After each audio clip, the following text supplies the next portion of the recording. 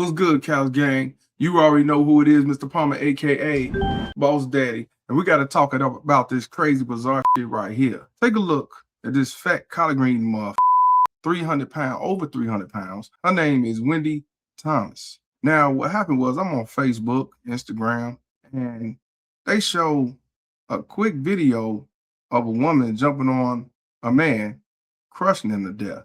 And I said, that ain't real. They said she was sentenced, I believe, to 18 to 36 years. This happened back in 2019. I said, this ain't real. Man, I went and looked at that up. Realer than mother. You have a big fat white woman crushing a skinny ass black man. We gonna talk about this one. Check the article out, man. Check the article. Look at this article. 300-pound woman pleads guilty to fatally attacking, crushing boyfriend. And you know what? Before we, I'm not laughing because it's funny that this man got crushed, but I'm laughing because a lot of you black dudes, and I ain't gonna say it's him, he might not be like that, but you have black dudes that badmouth black women, talk about black women, you know, and talk about how they fat and this and that, but then you'll go to a 300-pound white woman, call her a god. God, you can't make this up. I'm like, bro, you just can't, man. Like, Pastor David Manning, please speak your peace. What's wrong with y'all? What's wrong with you? Bruh, I don't get it. I be seeing black dudes with the ugliest white woman, but they run around bad-mouthing black women. Like I said, if you with outside the race because of preference, that's who you like, that's who you love, that's one thing. But you trying to down your own and all that shame on you. This could be you, goddammit. So, like I said, I'm surprised. So here we go. So this woman, Wendy Thomas, pleaded guilty of killing her boyfriend, stabbing him, hitting him with a table leg, and crushing him under the weight of roughly 300 pounds. Now, this happened December 21st, 2019. The man who died, his name was Keno Butler. This crazy. Dude weighed only 120 pounds. You can't make up. This is some right here. But the bitch came out and said that, you know, she been drinking throughout the day. She left the apartment to buy some crack cocaine.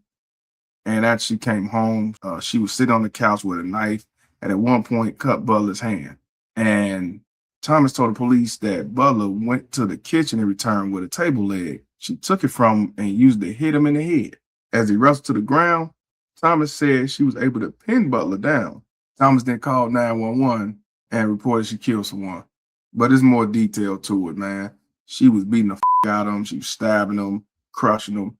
And how you know that he was crushed? Because one, it was ruled a homicide.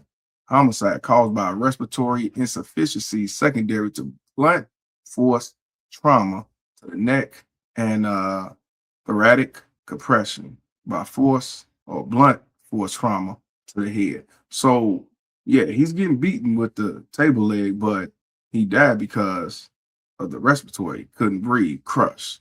She was she did the tsunami on his ass. Now I'm gonna play it again. They saying this is him. It might not be him. It might be AI or whatnot. But shit, that's how I first went and started looking, and this is how I heard about it. That's some crazy ass Cows Gang. What y'all think about that, man? News clip where, you know, she pleaded guilty and also she was sentenced. Let's check that out. Turning now to continuing coverage from the courtroom this afternoon. A woman charged with the death of her boyfriend admits to the crime this morning. 44-year-old Wendy Thomas pleaded guilty to third-degree murder for the death of her boyfriend, 44-year-old Keno Butler.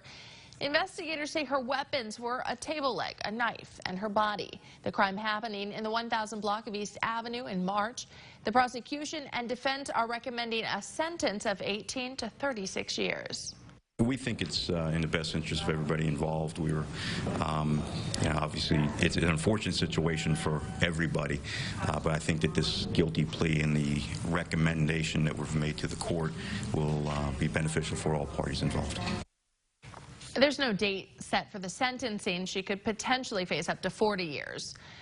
A woman who pleaded guilty in the murder of her boyfriend is sentenced today. Wendy Thomas was charged with stabbing, beating, and suffocating Keno Butler with her body. Jet 24's Samir Nefsi was in the courtroom today. He joins us now with much more. Samir? Yeah, that's right, Sean. Today is the end of this bizarre case. Keenan Butler's family was in the courtroom today as Judge Cunningham sentenced 44-year-old Wendy Thomas to 18 to 36 years in prison for third-degree murder. 44-year-old Wendy Thomas sat in court today emotionless, waiting for her sentencing for the murder of her boyfriend, 44-year-old Keno Butler. She meant to kill him. She destroyed his body. The max sentencing could have been 20 to 40 years of incarceration, but after negotiating a plea deal, the court accepted an offer of 18 to 36 years. If you take into account all the factors, including the level of violence and the mental states of the people involved, I think it's an appropriate resolution. When asked if Thomas had anything she would like to say to the court or to Butler's family, she simply muttered, "I want to apologize to the family, and I'm very sorry." However, the Butlers feel this sentencing was late. I thought she should have more. Just like the judge said, she meant to kill him. Butler's body was found with more than 90 traumatic injuries to it, from bruises to stab wounds. Now, prosecutors say that Thomas allegedly left the following morning to go get crack cocaine. Even with this traumatic event, the Butler sisters are still able to remember the good times they shared with him. Because Keno always said, "I'm a man." And he always said, every time we tell him, "Sit down, Keno," he says, "I'm a man, don't tell me what to do."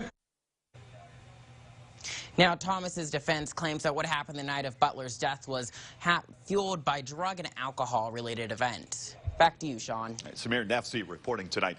Also, Man, Cal's gang, I swear to God, I thought this was fake as hell, but I do see it's more to it. You know, she beat him, stabbed him, but also it still said he died from a respiratory issue because he was being crushed. 300-pound woman with a 120-pound man. That's some crazy right there. But I see it all the time. Be a skinny ass dude with a woman that's 300-400 pounds. I guess it's preference. But you know, what do y'all think about this, Cal's gang? I think it's very bizarre. And yes, I do agree that she wanted to kill him. It was planned, as far as I'm concerned. I think she should have got 50 years. But, you know, to y'all brothers out there that's $120 and $110 and you dealing with somebody 300, 400, 500 pounds, you playing at your own risk. You know, be careful because they will use their weight against you to do what they want to do to you. I'm just saying. So, Cal's gang, you already know what I want to know. When it comes to 44-year-old Keno Butler, I got to know, is he a victim or volunteer?